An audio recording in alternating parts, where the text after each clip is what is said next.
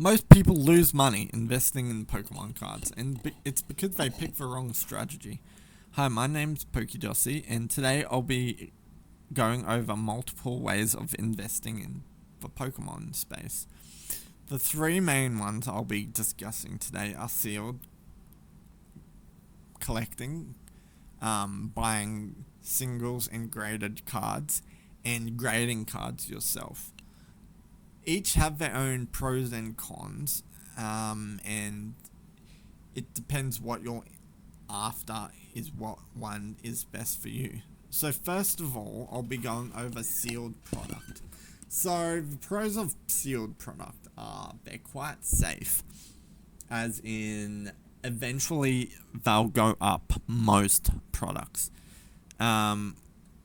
There are many types of sealed products. So there's like a booster box, there's an ETB, there's Pokemon Center type of ETB, and there's like UPCs for different sets and all these different collection sealed items. But the main main two are ETBs and booster boxes. Booster boxes are relatively expensive. So you need, and mostly sealed products is you put a lot of money into it. Like a booster box that's and it's quite an unpopular set, and it just came out. It's $300 at the moment. So if you want an expensive and not unpopular set like this one, it's been out for 6 months, and it's already $560. So they're quite expensive. But ETBs are a bit more of a value item, but they don't go up as much as booster boxes usually, because there's less packs in them. The cons are you're dumping a lot of money into one object, and it takes a lot of time for it to go up in price. The next thing I want to talk about is buying singles and graded slabs. So buying singles is a happy medium, kind of. Let's take this for example. This is a promo, so it's not the best example. Let's go back. My internet thing's quite slow. Okay, let's take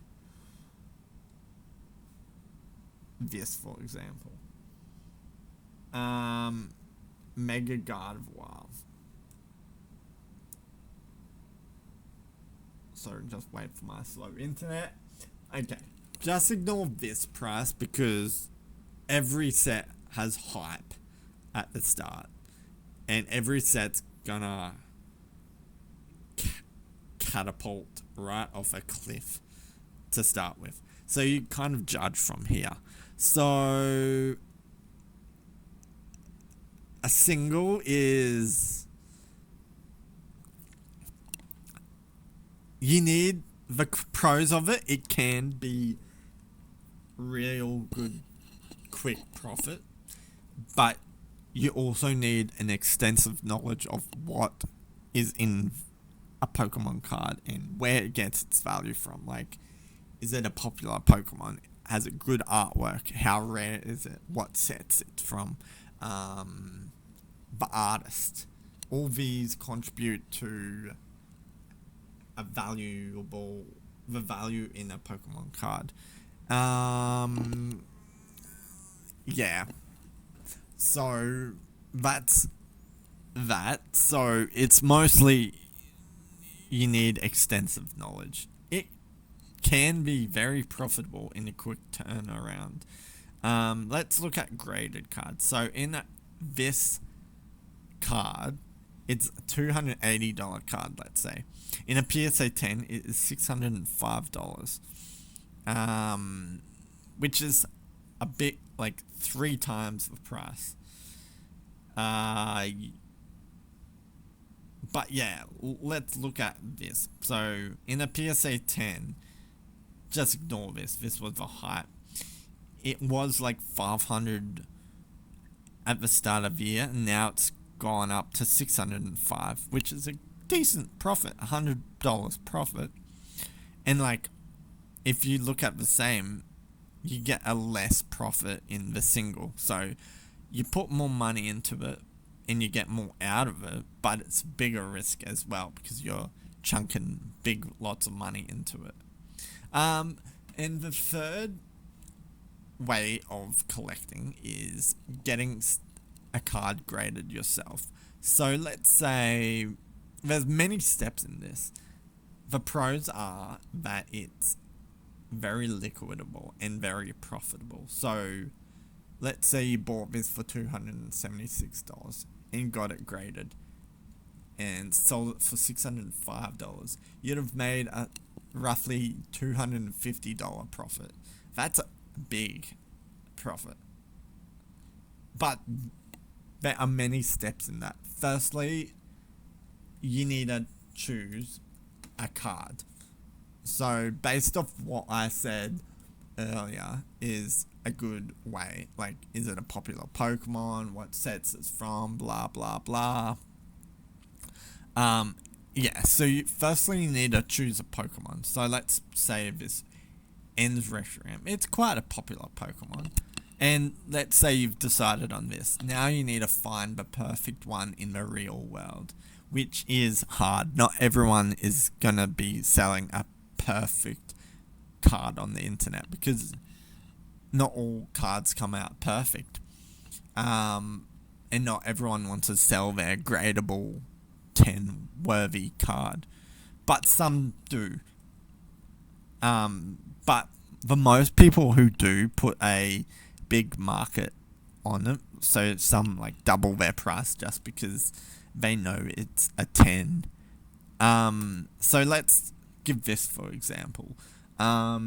So after you find a perfect one, which could take not long, but most times it takes a long time to look into different things like eBay, Facebook, and so on. So the next stage is finding a right grading company. So there's many grading companies. PSA is the top dog at the moment. It holds the most valuable, it's quickest to sell, but it's expensive and it takes a long time to get back because it's so popular that they have a lot of cards to get through to get to yours. But yeah, there's other ones like I go with CGC. They're still expensive. They hold not as much value as PSAs, but they have quicker turnarounds, which I like. And what I like about CGC, they have a tier above 10, which is called Pristine 10, and usually they'll sell for more than PSA. So for this example, 209 and the PSA is 195. This is not an extreme example, but like there's a lot that are worth way more than what PSA 10 is.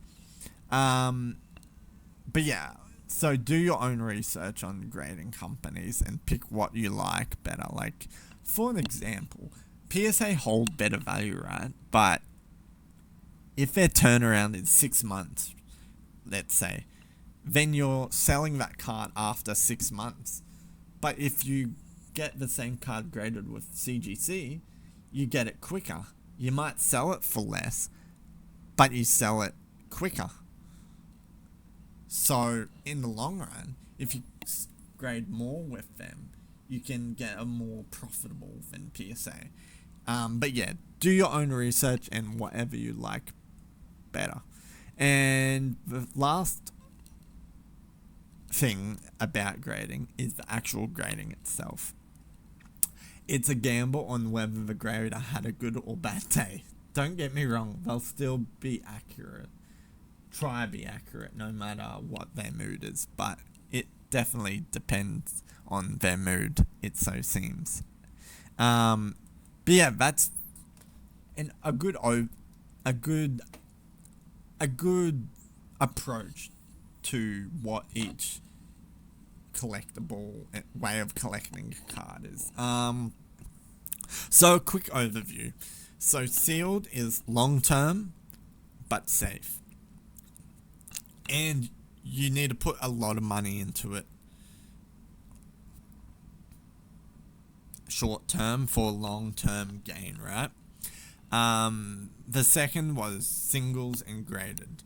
So buying singles and graded is a good short term profit as long as you understand what cards are undervalued and what cards have good value and all that. And the third way was grading. So grading is most profitable and and in most cases most liquidable, but there are a lot of steps and it is quite hard work to get a lot of tens and all that. So yeah, let me know if you disagree, agree, what you think. Yeah, and hopefully this helped. I'll talk to you guys later. Bye.